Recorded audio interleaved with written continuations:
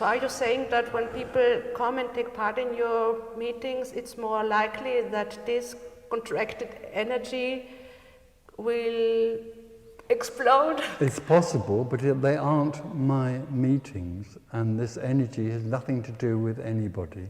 There isn't somebody here that has that energy. There just is no one here anymore. There's nothing here in terms of separation. There's just no thing. There's boundlessness. But it isn't my boundlessness, it's just boundlessness. All there is in this room is boundlessness, but that which is contracted comes and says to the boundless, I feel contracted. And the boundless says, well, you don't need to, it's an illusion.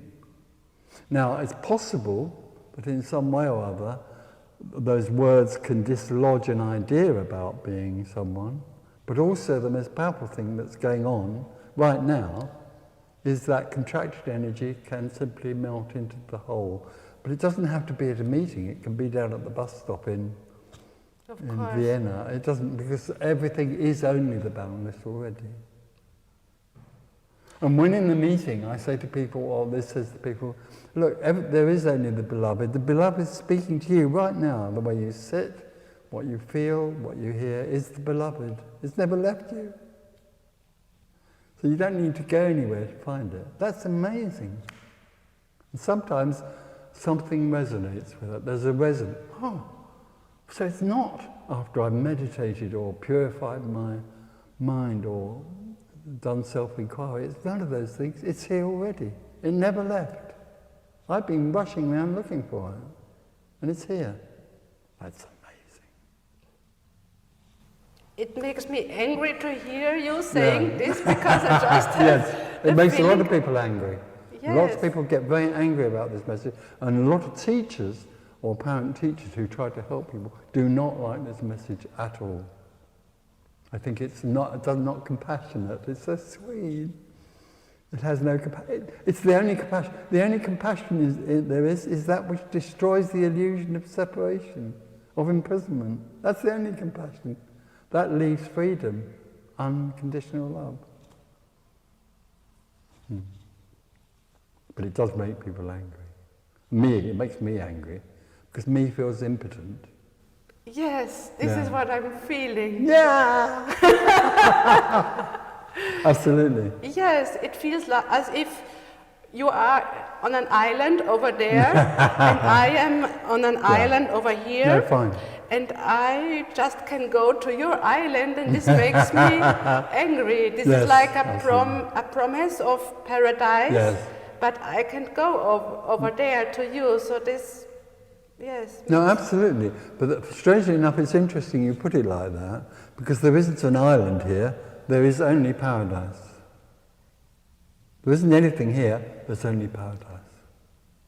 This is paradise. But how does it come that I don't feel like this? Because you're looking for it. You're trying to find something. You live in a subject-object reality. It's a dreamt reality in which you're the subject and everything else is an object that's separate.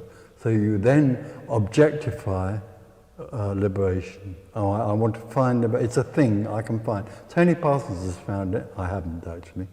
But Tony Parsons, so I can find it. It's an object that I can find. Never. It's not an object because it's everything already. So for the seeker, that which it seeks hides from it, from the seeker, by already being everything.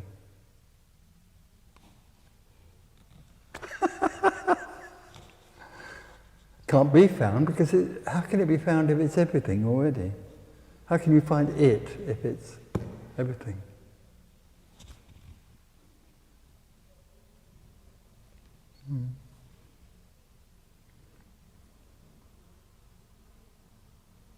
You mentioned that there is no compassion in this message? No, see, a lot of people try to attack this message by saying that it isn't compassionate. But I think the sort of compassion they're talking about is what I call more of a complicity to help people in their dream, to have a better dream. For me, teaching is about helping somebody to remain in the dream and have a better dream. what the open secret communication, which isn't mine, simply destroys or deconstructs the illusion that there is anyone in a dream or in a prison. That, as far as this is concerned, is the only compassion. Whereas the compassion teachers are talking about is helping people. Making this doesn't help therapy, people, it doesn't recognise that there's anyone to help.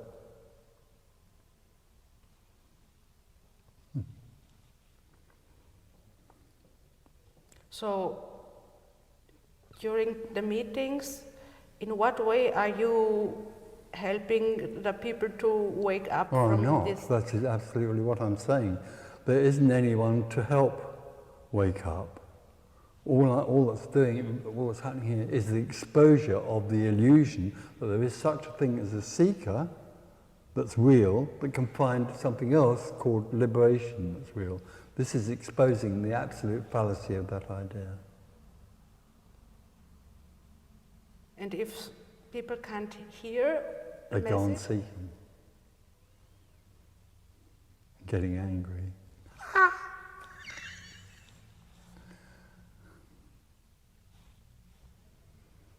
But the interesting thing is that over the apparent time this has been communicated, there's been many droppings away of the sense of a person. There's nothing there. So somewhere there's a sense of this beyond. The me can never hear this, but something else happens energetically, quite a lot energetically, where the whole seeking energy just collapses. And then people, or apparent people, phone me up and say, Tony, this is amazing, because I can't describe this to you. You can't describe it to me, I can't describe it to you now. It's all over. All there is what is. But I can't even tell you what that's like. It's very simple, very ordinary, and very obvious. But the difference between that and the experience of being a seeker is immeasurable.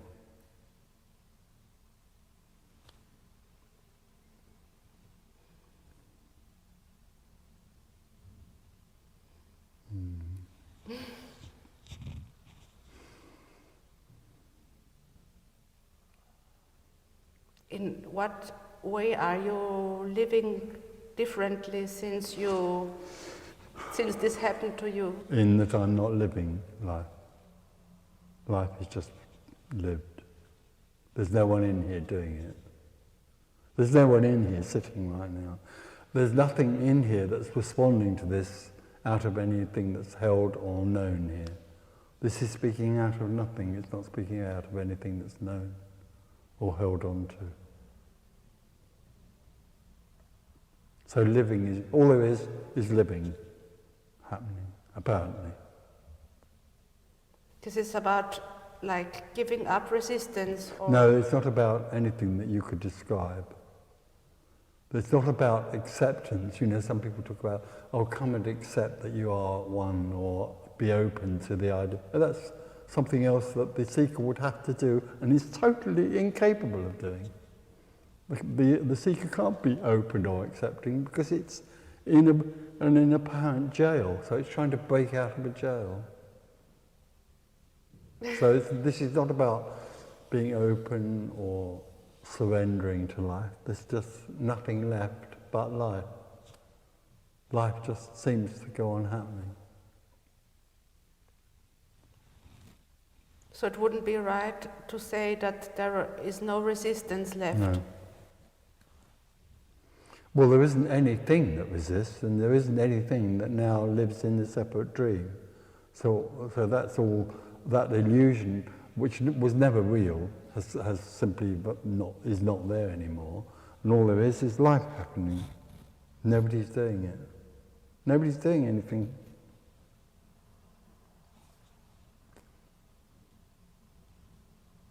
It's freedom, but not for anyone. It's living in unconditional love, but not for anyone.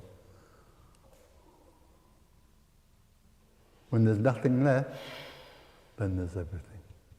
All there is everything.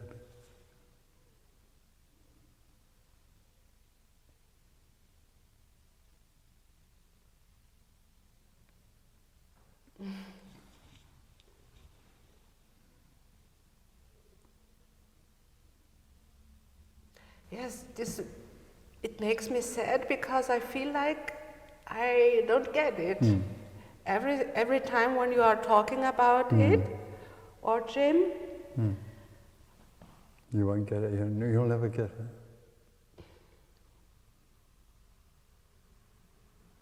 Unconditional love will in a sense continually deny that which seeks it. So that which seeks it lives in continual disappointment, not always, but invariably, and sadness, until suddenly that which lives in that sadness collapses into the arms of unconditional love. This is about death. It's not about being a better person or meditating more or being peaceful. It's about death. It's the end. This is the end.